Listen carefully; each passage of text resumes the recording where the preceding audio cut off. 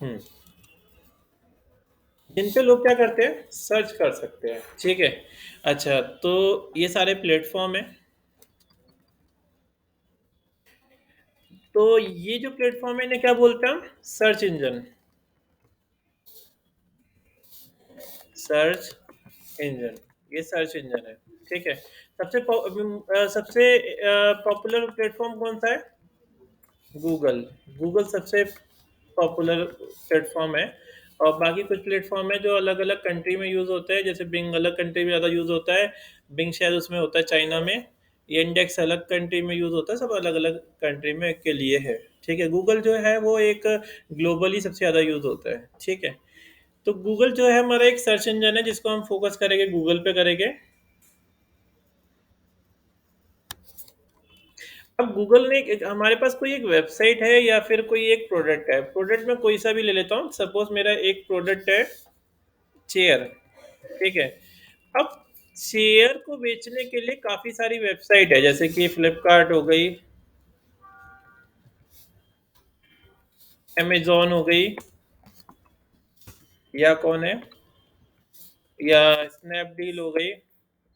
ऐसे काफी सारी वेबसाइट ऐसे अगर देखा जाए तो एक ही प्रोडक्ट को बेचने के लिए कम से कम 300 वेबसाइट जो है वो ट्राई कर रही है, ठीक है। वेबसाइट है वो एक मेजर पॉइंट है। वेबसाइट है तो ठीक है, वेबसाइट हमारी है तो हम उसके थ्रू चीज़ें बेच सकते हैं। पर वेबसाइट को हमें क्या करना होगा, हमें लोगों तक पहुंचाना होगा, ठीक है। जब तक हम लोगों तक पहुंचा नहीं सकते तब तक कोई वेबसाइट वो काम की नहीं है, ठीक है। तो आपको क्या करना है, लोगों तक वेबसाइट को पहुंचाना है। पहुंचा कैसे सकते हैं, जैसे कोई कुछ तरीके बताओ जिससे मैं वेबसाइट को, गुड इवनिंग, जिससे मैं वेबसाइट को पहुंचा सकूं लोगों तक। क्या कर दूं? और ऐड लगा तो मैंने सीखा नहीं ना अभी। और कोई तरीका? मुझे गूगल ऐड भी लगाने नहीं आते। और देखो, सबसे पहला तरीका मैं क्या करूंगा, मैं व्हाट्सएप पे क्या करूंगा, उसका लिंक लूंगा और शेयर कर दूंगा, ठीक है। दूसरा तरीका मैं क्या करूंगा, मैं अपना स्टेटस लगा दूंगा। स्टेटस तो फ्री है ना, स्टेटस लगाना तो हर किसी को आता है। इंस्टाग्राम पे पोस्ट डाल दूंगा कि ये मेरा प्रोडक्ट है। ग्रुप्स में जो फेसबुक के ग्रुप होते हैं उनमें मैं पोस्ट डाल दूंगा कि ये मेरा प्रोडक्ट है। फेसबुक ने मार्केट प्लेस बना रखी है एक, मार्केट प्लेस, वहां पे मैं क्या करूंगा, प्रोडक्ट डाल दूंगा, ठीक है। यहाँ पे मैंने क्या करा, अपना प्रोडक्ट डाल दिया। तो इतनी सारी जगह है जहाँ पे मैं क्या कर सकता हूँ, अपने लिंक को उठा के डाल दूंगा, तो क्या करेगा, कोई यूजर मेरे प्रोडक्ट तक पहुंच सकता है, ठीक है। लोग क्या करते हैं, लोग आपने देखा होगा जिसे इतनी नॉलेज नहीं होती, वो क्या करते हैं, व्हाट्सएप पे अपने स्टेटस लगाते रहते हैं, पता नहीं कोई खरीदेगा नहीं खरीदेगा, पर वो स्टेटस लगाते रहते हैं, ठीक है। लोग क्या करते हैं, अपने लोगों को शेयर कर देते हैं, ये खरीद लो, बोलिए कोई खरीदता नहीं है, अपने दोस्तों को भेजते रहते हैं, है ना। इंस्टाग्राम पे अपनी पोस्ट डालते रहते हैं, चलो इंस्टाग्राम से फिर भी रेंडमली कोई परचेस कर सकता है। फेसबुक में ना बहुत सारे ग्रुप्स होते हैं, जैसे दिल्ली के नाम से ग्रुप होगा या फिर दिल्ली शॉप के नाम से ग्रुप होगा, उनमें जाके अपने ना पोस्ट डाल देते हैं। उसमें एक ग्रुप में 10,000 लोग हैं, तो भले ही किसी का इंटरेस्ट आ गया तो उन्हें परचेस कर लिया, तो हो सकता है ऐसे। तो ये चीज़ हो सकती है। मार्केट प्लेस भी एक प्लेटफॉर्म है जहाँ पे वो हम क्या कर सकते हैं, अपने प्रोडक्ट को अपलोड कर सकते हैं। तो ये काफ़ी सारे क्या है, मार्केट, काफ़ी सारे प्लेटफॉर्म है जहाँ पे हम प्रोडक्ट डाल सकते हैं। चलो ये तो ठीक है। ये तो हम एक तरीके से कर रहे हैं, लाइक हम बिल्कुल, हमें कुछ नहीं आता, हम बिल्कुल बेसिक बेसिक तरीके से डिजिटल मार्केटिंग कर रहे हैं। पर सबसे ज़्यादा लोगों को ट्रस्ट किसके ऊपर होता है? हमारे पास लीड तभी जनरेट हो सकती है जब लोगों को नीड हो, ठीक है। जब तक लोगों को नीड नहीं होगी तो हमारे पास लीड जो है वो जनरेट नहीं हो सकती। जैसे मैं क्या करता हूँ, एक बार मैं रिकॉर्डिंग बंद करता हूँ। रिकॉर्डिंग कहाँ है हमारी, ये रही। तो ये सब एक पहला प्लेटफॉर्म हमने देखा गूगल एड्स, जहाँ पे हम क्या कर सकते हैं, प्रमोशन कर सकते हैं। तो क्या, तो ये तो एक अच्छा प्लेटफॉर्म है, मैं भी ये यूज़ करता हूँ, क्योंकि विजिटर चाहिए तो ये सबसे अच्छा प्लेटफॉर्म रहेगा, क्योंकि और किसी में क्विक रिजल्ट नहीं आते, इसमें क्विक रिजल्ट आ जाएगा। तो कोई भी नया बिजनेस स्टार्ट करता है तो वो सबसे पहले गूगल एड्स से चलाता है। तो वेबसाइट बनाने के बाद वो गूगल एड्स के ही भरोसे वेबसाइट को स्टार्ट करता है, अपने बिजनेस को स्टार्ट करता है। इससे क्या होगा, इससे बेनिफिट क्या होगा, देखो एड्स, काफ़ी सारे प्लेटफॉर्म हैं एड्स चलाने के भी, जैसे फेसबुक हो गया, इंस्टाग्राम हो गया, या फिर लिंक्डइन हो गया। पर गूगल एड्स ना ऐसा प्लेटफॉर्म है कि हर किसी को नहीं दिखाई देगा ऐड। ये जिसको नीड है ना उसी को दिखाई देगा। जैसे उसने क्या बोला कि जिसको जरूरत है वो ऐड में दिखा दे, जिसको जरूरत है वो वहां तक पहुंचाएगा उसे। तो जिसको नीड है उसी को दिखाई देता है। ठीक है। ऐसे रैंडमली भी लगाने का ऑप्शन होता है, पर इसमें सबसे ज्यादा सक्सेसफुल होता है वो होता है सर्च एड। सर्च एड का मतलब होता है जब कोई गूगल पे सर्च करेगा उसी को ऐड दिखाई देगा। ठीक है। चलो, तो गूगल एड्स तो ये होता है हमारे। मैं एक बार दोबारा से सर्च करता हूँ। बैक किया तो ये गूगल एड्स दिख रहे हैं। ये आ गया गूगल एड्स, ये गूगल एड्स हो गया, ये गूगल एड्स हो गया।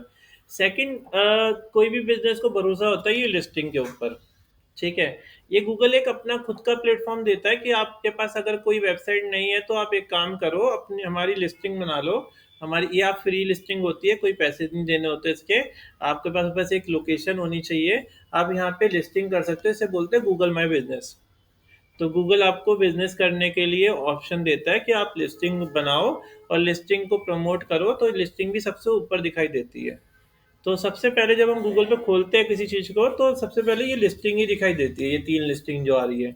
ऐसे बहुत सारी होती है, मोर यहाँ पे क्लिक करोगे तो लिस्टिंग आएगी। ये मतलब जिसकी ज़्यादा पॉपुलर होगी वो सबसे ऊपर दिखाई देती है। ठीक है।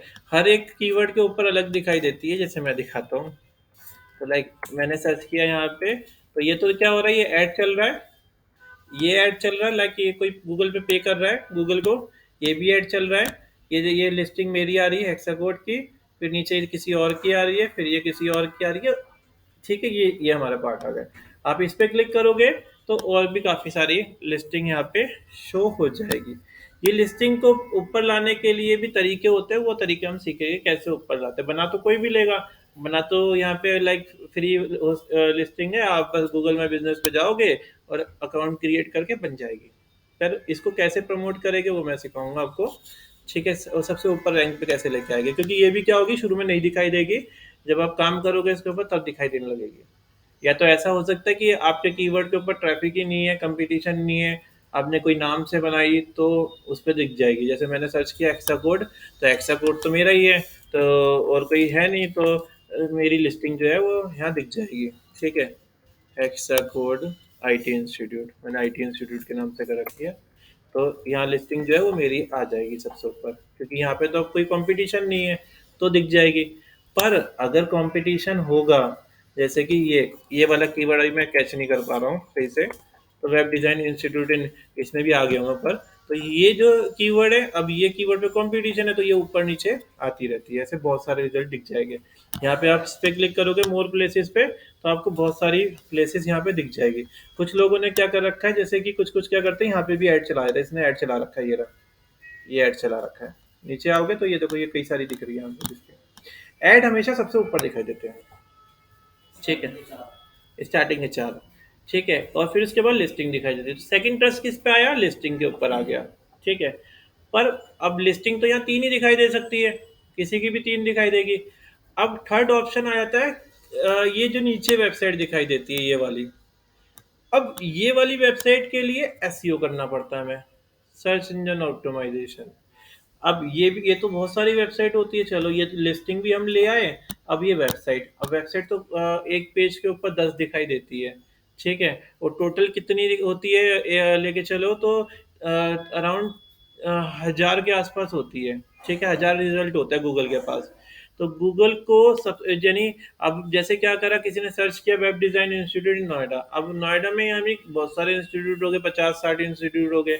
सब ने अपनी वेबसाइट बना रखी होगी, तो सबकी वेबसाइट तो गूगल एक ही जगह पे ला नहीं सकता, तो वो ऊपर नीचे आती है। ठीक है। अब वो किसको ऊपर देता है, वो पोजीशन कैसे जस्टिफाई होती है, वो होती है एसईओ से। जो मैंने आपको भी मैंने कोड करना बताया था, वो कोड वाला पार्ट डिजिटल मार्केटिंग का नहीं होता। डिजिटल मार्केटिंग का पार्ट होता है ऑन पेज एसईओ, जो हम ऑन पेज आगे सीखेंगे। तो उसमें क्या होता है कि ना हम किस तरीके से ऑन पेज एसईओ कर सकते हैं, ऑफ पेज एसईओ कर सकते हैं। उनसे जितना ज़्यादा एसईओ इम्प्रूव होगा जिसका, उसकी वेबसाइट सबसे ऊपर दिखाई देगी। ठीक है। समझ में आया आपको ये चीज़? तो ये एक पार्ट हो गया हमारा गूगल माई बिजनेस, जो सबसे पॉपुलर है, जो एक नया स्टार्टअप के लिए चाहिए ही चाहिए। और थर्ड हो गया हमारे पास एस ई ओ, जो वेबसाइट को रैंक कराने का काम करेगा। अब इसमें दोनों आ सकते हैं, इसमें ऑन पेज भी आ सकता है, ऑफ पेज भी आ सकते हैं, दोनों पार्ट अलग-अलग जस्टिफाई करते हैं, ठीक है? तो दोनों अलग रोल लेके चलते हैं, दोनों ही ज़रूरी है, ठीक है? ऑन पेज क्या होता है, एक ही बार करना होता है, ज़्यादा बार नहीं करना होता, तो कभी-कभी करना होता है। ऑफ पेज रेगुलर रहेगा, वो हमेशा के लिए जितना आप काम करते रहोगे, उतना वो इम्प्रूवमेंट मिलती रहेगी, ठीक है? अच्छा, अब ये इन सब चीज़ों को ठीक है, ये सब हम बाद में देखेंगे गूगल एड्स और ये, हम पहले जो स्टार्ट कर लेंगे वो वेबसाइट को रैंक कराने से स्टार्ट कर लेंगे, मतलब वेबसाइट को कैसे रैंक करा सकते हैं। अगर कोई भी वेबसाइट को रैंक कराना है तो उसके लिए 2-3 मेथड है। एक तो हो गया हमारे पास ऑन पेज एसईओ और एक हो गया ऑफ पेज एसईओ, ठीक है? ऑन पेज एसईओ के लिए आपको थोड़ी बहुत टेक्निकल नॉलेज की हेल्प मिलेगी, जैसे कि मैंने आपको सिखा दिया है एचटीएमएल को कैसे यूज़ करते हैं, इसमें आपको हेल्प मिल जाएगी। पर ऑफ पेज एसईओ में कोई टेक्निकल नॉलेज की ज़रूरत नहीं है, आप कोई भी मतलब ईज़िली कर सकता है, ठीक है? इन दोनों से क्या होगा? अगर हम ये दोनों चीज़ें करते हैं ना, on page end of page,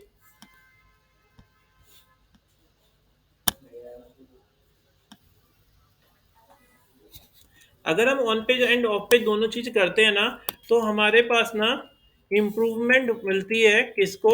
domain को। डोमेन किस-किस को पता है क्या होता है? पता है डोमेन? हाँ, क्या होता है? हाँ, जो सबसे पहले जो ये होता है, इसे ये जो जैसे google.com ये क्या हो गया? डोमेन हो गया। जो ये मीट है ना, ये सब डोमेन है, ठीक है? ये क्या है? ये डोमेन है और ये पूरा क्या है? यूआरएल है, ठीक है? तो हमारे पास ये डोमेन होता है google.com। सबसे ज़्यादा वैल्यू पता है ये है इसकी। अगर कोई चाहेगा ना, कहेगा कि google.com खरीद लूँ मैं, तो कोई खरीद नहीं सकता, क्योंकि इसने खरीद रखा है और ये अगर बेचेगा भी तो करोड़ों क्या अरबों रुपए का बिकेगा ये, क्योंकि गूगल तो एक ब्रांड बन चुका है। ऐसे कोई भी लाइक क्या नाम है, एडिडास.com हो गया, एडिडास.इन हो गया, ये सब डोमेन कोई खरीद नहीं सकता क्योंकि ब्रांड बन चुके हैं। ऐसे ही आपको डोमेन परचेज करना पड़ता है, इसकी भी अलग अलग कैटेगरी होती है। Dot com, dot in, dot O R G, dot net, ये काफ़ी सारे प्लेटफॉर्म है जहाँ पे लाइक जो हम परचेज कर सकते हैं। डॉट कॉम जो होता है वो पूरा लाइक ग्लोबली वर्क करता है। डॉट इन इंडिया के लिए है, डॉट को डॉट इन भी इंडिया के लिए है, कंपनियों के लिए होता है। डॉट ओ आर जी कोई ऑर्गेनाइजेशन के लिए है। डॉट नेट जो इंटरनेट से रिलेटेड काम करते हैं, जैसे डोमेन परचेज सेल करने का काम करते हैं, वो उसके लिए है। और डॉट को डॉट इन जो है वो किसके लिए है? वो भी वो कंपनियों के लिए है इंडिया में। ऐसा नहीं है, डॉट कॉम कोई भी परचेज कर सकता है। डॉट कॉम की रैंकिंग जल्दी आती है, पर डॉट कॉम तो थोड़ा महंगा भी आता है, ठीक है? तो डॉट कॉम ईजिली मिलता भी नहीं है, ठीक है? तो ये डोमेन है, ये इसको इम्प्रूव कौन करता है? ये ऑन पेज एसईओ। देखो क्या होता है,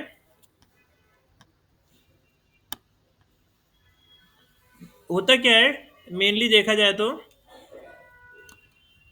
हमारे पास ना जब कोई वेबसाइट हम परचेज करते, कोई डोमेन परचेज करते हैं, तो उसकी एक होती है डोमेन अथॉरिटी, एक होती है पेज अथॉरिटी, एक होती है एसएस स्पैम स्कोर,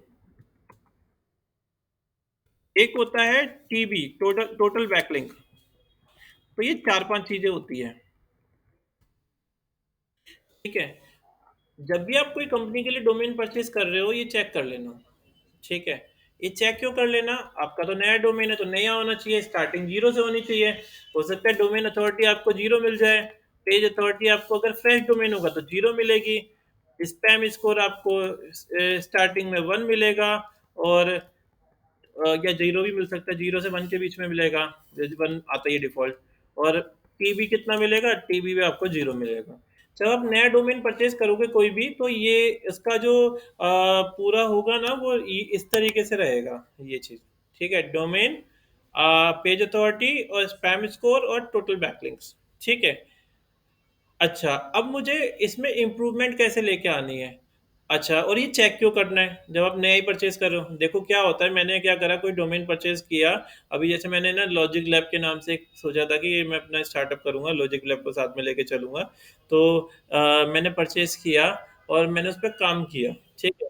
और काम करते टाइम मैंने क्या करा, मैंने ना गलत तरीके से यूज़ किया उसको, मतलब सही तरीके से मैंने काम नहीं किया, इनलीगल कंटेंट डाला, तो उससे क्या हो गया, मेरा स्पैम स्कोर ना बढ़ सकता है।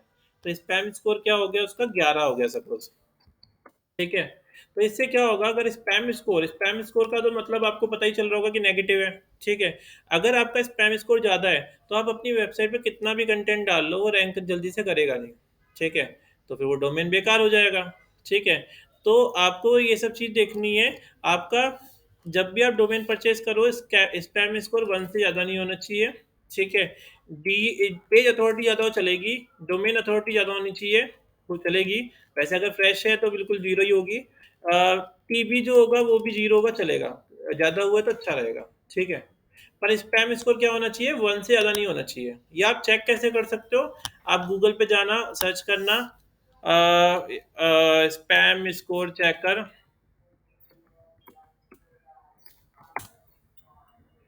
ये रहा।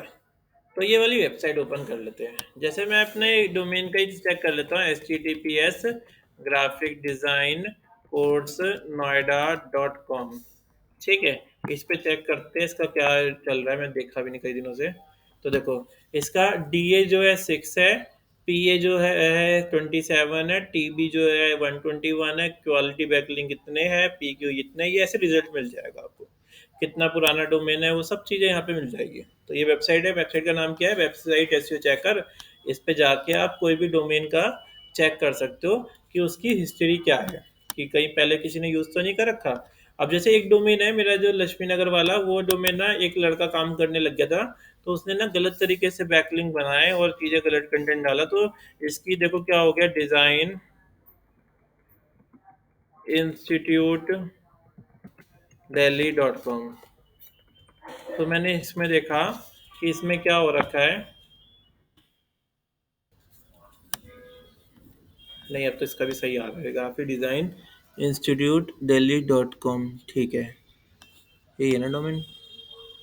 हाँ, इसका कितना है, 13 DA है, और पीए कितना, इतना है, बैकलिंक कितने हैं, और एमटी इतना है, ये सारे इसने दे रखे हैं यहाँ पे। ठीक है, ये भी सही है। तो कोई कोई डोमेन में हो सकता है कि ना, जैसे ये डोमेन था शायद, है ना, इसको अब चेक करते हैं।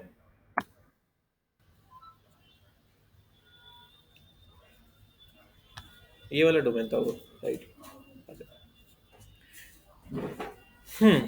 तो ये डोमेन है हमारे पास। अब इसमें क्या हो रखा है, इसका ना स्पैम स्कोर बढ़ा हुआ होगा, ओपन ही नहीं हो रहा। हाँ, क्या आ रहा है, 11 आ रहा है। तो मतलब ये डोमेन में क्या हो रखा है, गलत तरीके से इसे यूज़ किया गया है। और मैं चाहूँ तो इसे परचेज कर सकता हूँ, क्योंकि मैंने छोड़ दिया इसको।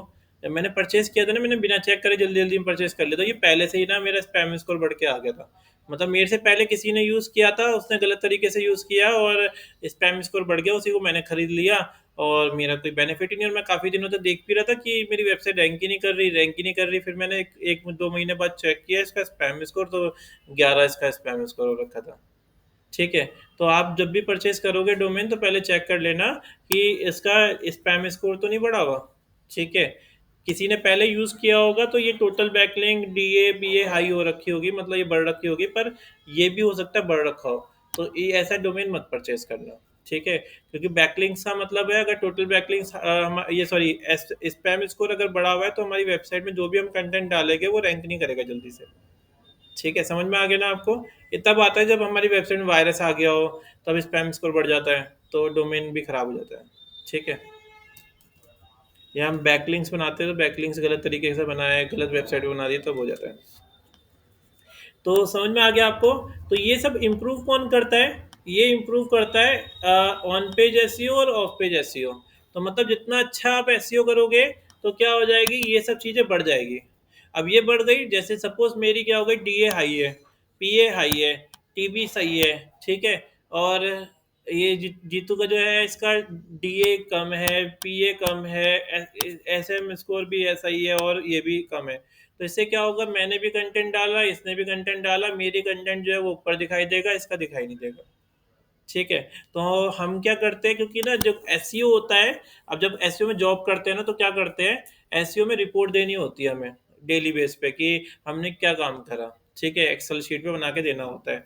हर हफ्ते एक रिपोर्ट जनरेट करके देनी होती है कि कितना बेनिफिट्स हो रहा है या कितना जा रही है, खराब हो रही है वेबसाइट। तो हम क्या करते हैं, हम ना ऐसे कोई रिजल्ट नहीं दिखा सकते इतनी जल्दी कि हमारी वेबसाइट रैंक कर रही है, क्योंकि वेबसाइट रैंक करने में टाइम लगता है। एक वेबसाइट को रैंक करने में 3 से 4 महीने लग जाते हैं। तो ऐसे तो फिर कोई भी ऐसे पागल बना दे कि मैं तो काम कर रहा हूँ, पर वो काम ही ना कर रहा हो, ठीक है? और उसे कैसे पता चलेगा कि काम कर भी है, नहीं कर रहा है?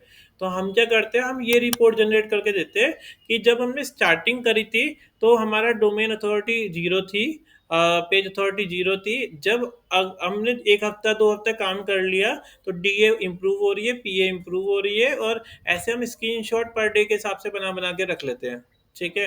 कि हमने ये काम किया है और इतनी इम्प्रूवमेंट आ रही है। तो 1 हफ्ते में इम्प्रूवमेंट आना लग जाएगी। इसमें डीए आपकी अगर 0 है स्टार्टिंग में या 1 है, तो 3 हो जाएगी, 4 हो जाएगी, इस तरीके से इम्प्रूव होती रहेगी। तो इससे क्या होगा, अगर आपकी डीए और पीए हाई हो जाएगी, तो आपका डोमेन ना वैल्यू करेगा। तो वैल्यू करने का क्या मतलब, कुछ भी आप कंटेंट डालोगे वो जल्दी रैंक करेगा, ठीक है? तो आपको इस पे फ़ोकस करना पड़ता है। उसके मेथड ऑन पेज एसईओ और ऑफ पेज एसईओ है।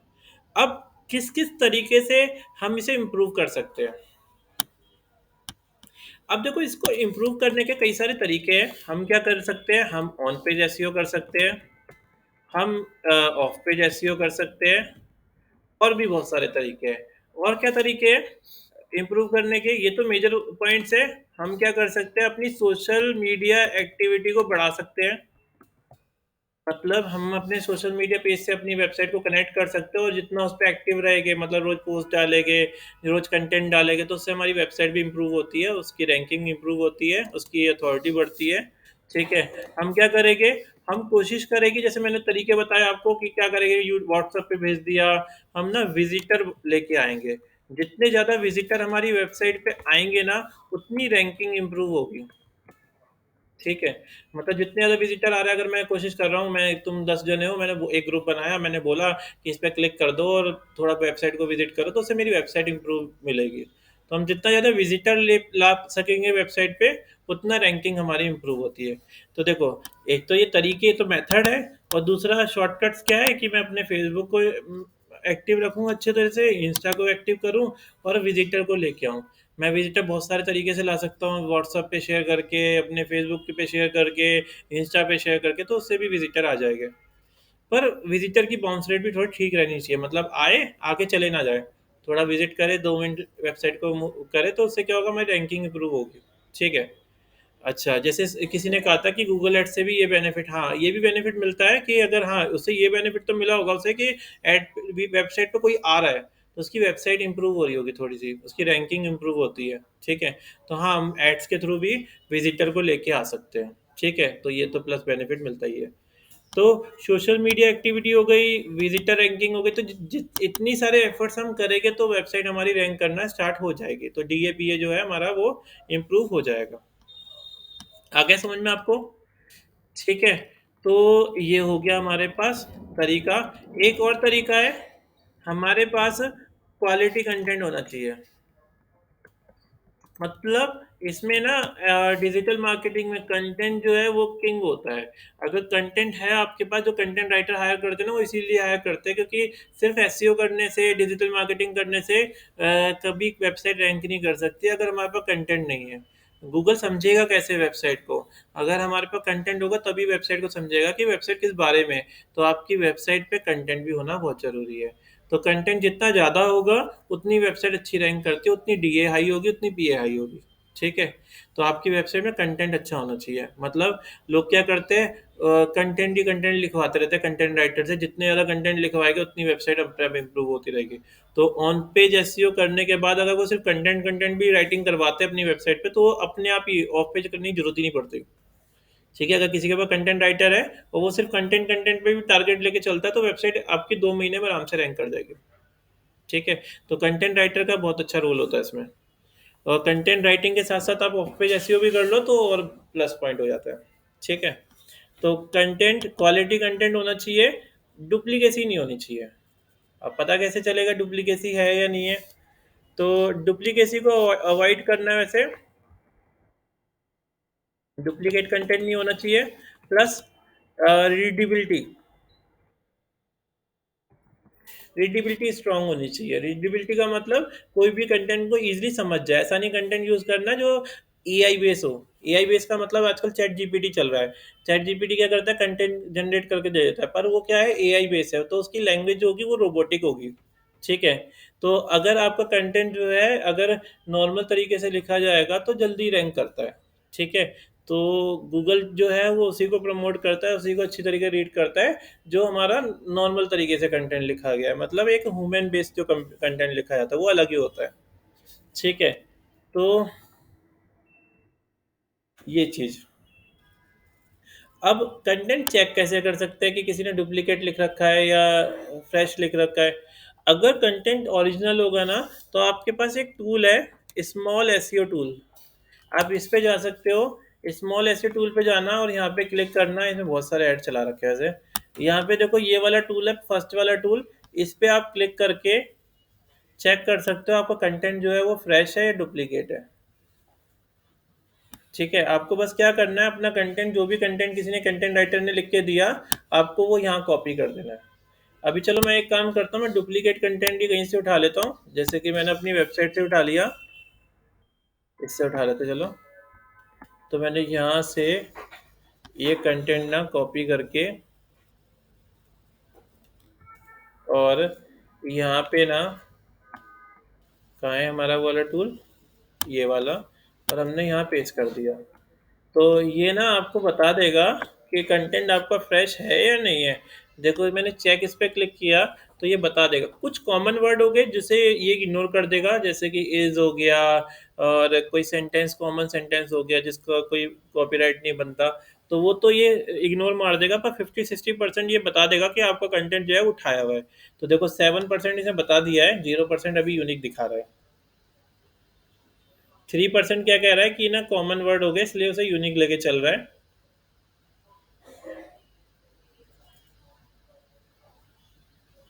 तो ये आपके पूरे कंटेंट को ना पूरा रेंडर करेगा और बता देगा कि कंटेंट आपका फ्रेश है भी या नहीं है, कहीं से उठाया हुआ है। तो आपको कोई कंटेंट राइटर कंटेंट लिख के देता है तो आप यहाँ से चेक कर सकते हो कि कंटेंट आपका फ्रेश है। नहीं तो अगर आप क्या करोगे, कंटेंट डुप्लीकेट डालोगे, आपकी वेबसाइट का स्पैम स्कोर बढ़ जाएगा। तो गूगल की आपकी वेबसाइट जो रैंक आने वाले भी होगी वो भी नहीं आएगी। तो हमेशा कंटेंट को फ्रेश रखना है, नहीं तो गूगल क्या करता है, स्पैम में डाल देता है। तो इसलिए कंटेंट राइटर की सैलरी इतनी हाई होती है। आजकल लोग क्या करते हैं, चैट जीपीटी को यूज़ कर लेते हैं और वहाँ से कंटेंट लिख लेते हैं। पर वो गलत है, क्योंकि गूगल क्या करता है, वो कंटेंट को सपोर्ट नहीं करता। हाँ, अगर आप उसके साथ थोड़ी बहुत मॉडिफिकेशन कर सकते हो तो वो प्लस पॉइंट हो जाएगा, फिर आप चीज़ें कर सकते हो। पर वैसे डायरेक्ट इसको यूज़ नहीं करना चाहिए। तो इसने कहा 42% जो है वो कंटेंट जो है वो हमारा डुप्लीकेट है, 46%, 50%। हाँ, तो इसने 50% कंटेंट को फाइंड कर लिया। 57, 61, 65 डुप्लीकेटेड, 69, 73। तो ऐसे ये पूरा चेक कर लेगा। ठीक है। तो आप इस तरीके से कंटेंट चेक कर सकते हो कि हमारा कंटेंट जो है डुप्लीकेट है या नहीं है।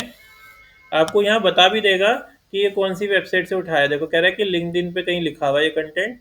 ये कह रहा है कि इस वेबसाइट के ऊपर लिखा हुआ है, यहाँ पे लिखा हुआ है। तो ये ऐसे इसने सारी वेबसाइट बता देगा कि कहाँ कहाँ पे ये कंटेंट लिखा हुआ है और कौन कौन सी लाइन डुप्लीकेसी में आ रही है। तो ये ऐसे पूरा फाइंड कर देगा। तो इसलिए आपको पहले कंटेंट डालने से पहले कोई सा भी टूल यूज़ करके, एक ये टूल चलता है, एक स्पिन बोर्ड टूल चलता है, कोई सा भी टूल से आप ये चेक कर सकते हो कि कंटेंट आपका फ्रेश है या नहीं है। जब कंटेंट फ्रेश होगा तभी कंटेंट डालना। ठीक है। तो ये चीज़ हो गई हमारी, डुप्लीकेसी चेक कैसे चेक करते हैं। तो उसके लिए मैंने आपको टूल बताया, स्मॉल एसईओ टूल। एक टूल और देख लेना।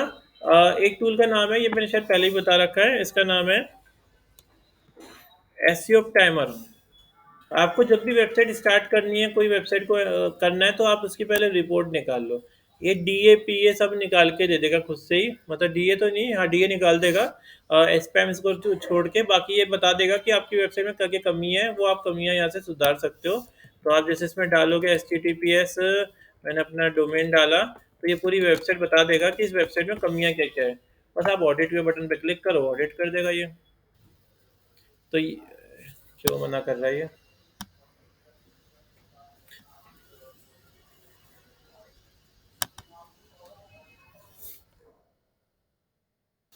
ठीक है? आप अपना डोमेन जो है वो यहाँ डाल दो, तो ये आपकी वेबसाइट को पूरा ऑडिट कर लेगा कि आपकी वेबसाइट में कमियाँ क्या-क्या हैं। कमियाँ ठीक होगी तो बता देगा, गलत होगी तो वो बता देगा, तो आपको इसको इसको ठीक कर लो, ये ऑन पेज में आ जाएगा। तो ऑन पेज करना बहुत आसान है, आपको अगर कोडिंग आती है तो आपको बस क्या करना है, यहाँ से ये बता देगा क्या-क्या कमियाँ हैं और आप वो पहले इम्प्रूव कर लो। इम्प्रूव करने के बाद जो मैंने आपको ALT टैग, टाइटल टैग बताए थे, वो और डाल दो, तो उससे ऑन पेज एसईओ हो गया। ठीक है?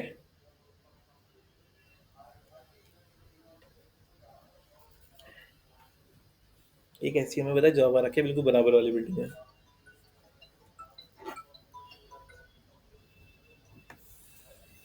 हाँ इंदु। हेलो, हाँ इंदु। हाँ इंदु बोलो। हेलो, हाँ इंदु। हाँ इंदु बताओ। हाँ, तो ये देखो, ये सारी चीज़ें बता देगा, आपको ऑडिट करके दे देगा, आपको जो जो चीज़ें खराब लग रही है इसमें। हाँ इंदु बोलो। हाँ sir, good evening. Good evening. Sir overall कितनी क्लासेस हो गई है? एक्चुअली मैं यहाँ पे चार से पाँच क्लास हुई है आपकी, 4 से 5 क्लास हुई तक। एचटीएमएल कंप्लीट हो गया या एचटीएमएल सीएसएस स्टार्ट करी है मैं तुम्हारे वाले बैच में। सीएसएस स्टार्ट करा सर मैंने। अभी मैं 2 दिन से तो मैं एसईओ की ले रहा हूँ, तुम तो आ ही नहीं रहे हो। जिस दिन आओगे उसी दिन आगे कराऊंगा मैं। हाँ सर, मतलब एचटीएमएल पूरा हो गया? हाँ, एचटीएमएल पूरा हो गया था। एचटीएमएल की ज़्यादा क्लास नहीं थी, 4-5 क्लास ही थी एचटीएमएल की। हाँ सर, अब सीएसएस है ना? हाँ सीएसएस है।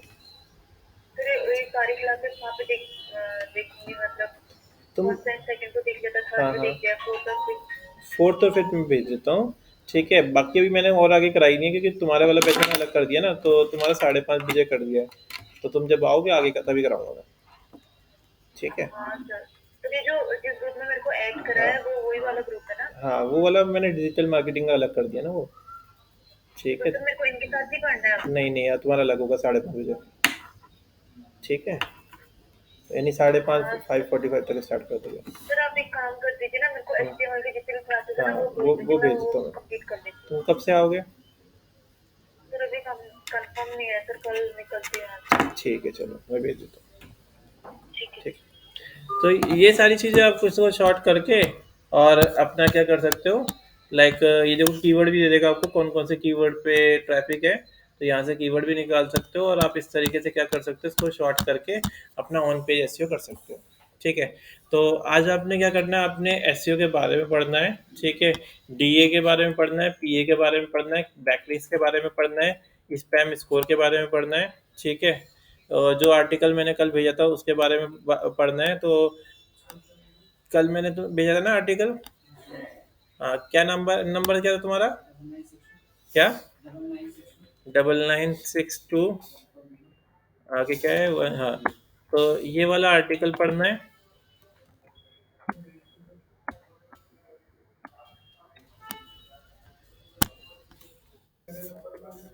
ठीक है, तू इस ग्रुप में नहीं है? ग्रुप में नहीं है? अच्छा, ऐड कर देता हूँ। अपना नंबर बताइए। 73 73 020। तो आज डीए के बारे में पढ़ना है, पीए के बारे में पढ़ना है, डोमेन अथॉरिटी, पेज अथॉरिटी और स्पैम स्कोर। ठीक है, on page SEO, of page SEO. ठीक है, क्या होता है और थोड़ा बहुत पढ़ना है आपने टॉपिक्स में, और बता रहा हूँ। आपने पढ़ना है white hat SEO, SEO, grey hat SEO और एंड ब्लैक हैट एसईओ। इनके बारे में थोड़ा सा पढ़ लेना, बाकी मैं चीज़ें बताऊंगा आपको। ठीक है, अभी ऐड कर रहा हूँ तुम्हें भी। क्या चीज़? आप परसों आना है।